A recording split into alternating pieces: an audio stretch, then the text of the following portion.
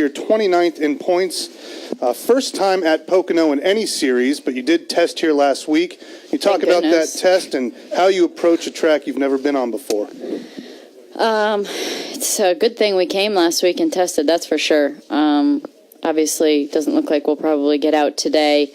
Unfortunately, that will leave it up to points to qualify, although I've qualified worse than that on my own, so, it's not the very back. So it will just kind of leave it up to race runs tomorrow, which is not a bad thing. When you're coming to a new track for the first time, I guess I just said the same thing twice right there. When you're coming to a new track, to some degree, you just have to, learn for yourself what's going to happen and ultimately what you need. But I definitely have good resources with my teammates and with Tony Gibson about my crew chief about, what to expect and what we need to be looking for and what tends to happen in the race here. So I'll be asking those questions. Great. We'll go ahead and open up for questions. Please wait for the wireless mic and state your name and affiliation. And we'll start over here with Candace. Candace Smith, drafting the circuits. Danica, you have a great sense of humor about what's going on with the qualifying and things of that nature, your season. But how frustrating is it? And talk a little bit about the learning curve that I think too many NASCAR fans who don't know about other series as well don't quite understand. Going from open wheel to stock cars is just a wholly different animal, and it does take time, and 1-2 seasons isn't enough perhaps. So talk about the criticism, and follow-up is, do you read the press about you, or is it best to just not do that? You have enough to do. Well, I think that people have been really understanding to the fact that this is a learning curve, and coming from IndyCar is a totally different place. I feel like that's been actually very publicized by you guys that there is going to be time needed to see that through.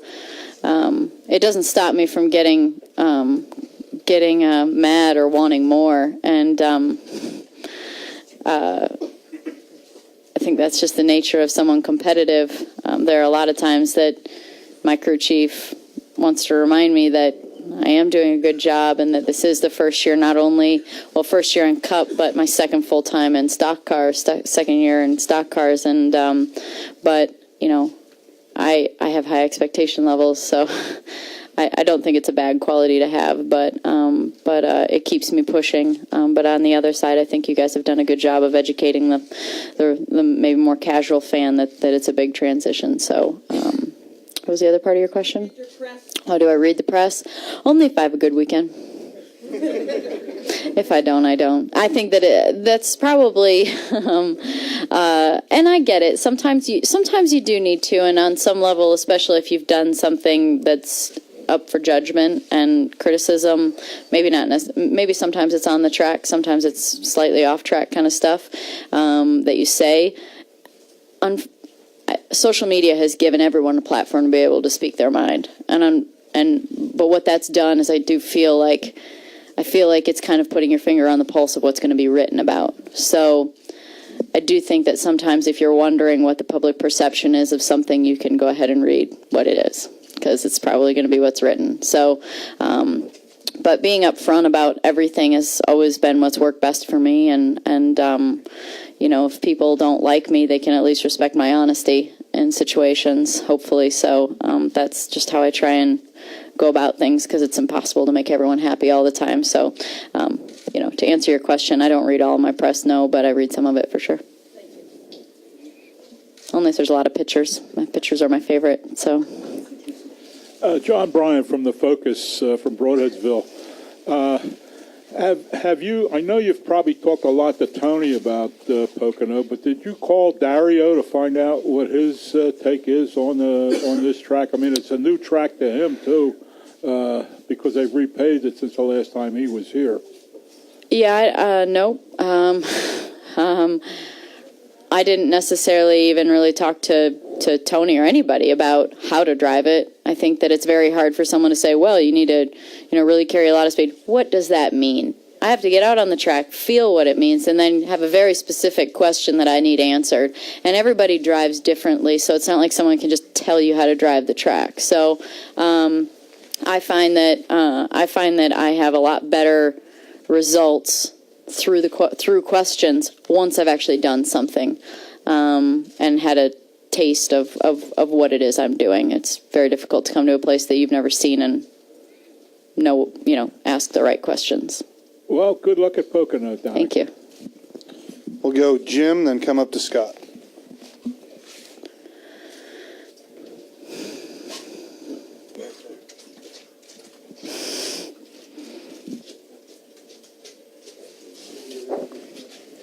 Jim Noble, ESPN. Tony wins at Dover, manages to work the word crap into a winning press conference 7 times in 30 seconds. God, I love him. What does that say about the passion, how much he cares, and what's it like to race and work for a guy like that? I just wish I could do interviews like him. He does such a great job. It's so funny. I mean, I feel like, are you scared to interview him ever? Because, no? Like, always excited? Yeah. See, I love to hear it. And he's not afraid to say what he really thinks at all, like even more than me. And he's so much more funny about it. I don't know. He's so much more adorable about it. Anyway, what was your question? Is it fun to be Is around it fun that to be type around of him? passion? Yeah, absolutely. He has a huge drive to, be fast and make the team better and make his car better, and you feel that for sure. But you also feel like you feel that passion, and that same passion goes for the people that he has around him. He really enjoys them and wants them there and treats them well. And, I kind of feel like he's one of those guys that maybe a long time ago I thought I heard that you can get people to work out fear or love. And he gets them to work out love. I think he cares about them. So makes it nice to be around somebody like that. Scott?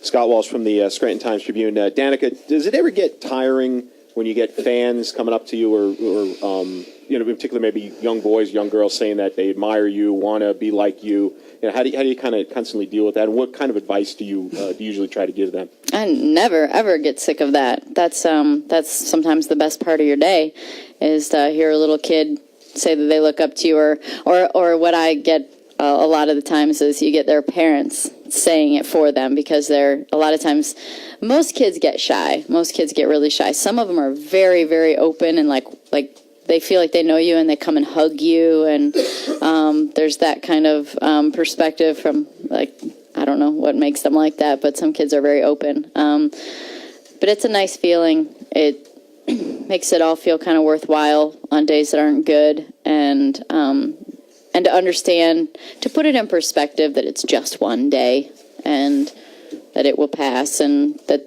they like you because they've seen you do well too, and that they enjoy you as a driver, a competitor. So kids can definitely brighten up your day. What advice do you give? What advice? I give the same advice to kids or adults. It's just to find something that you love to do.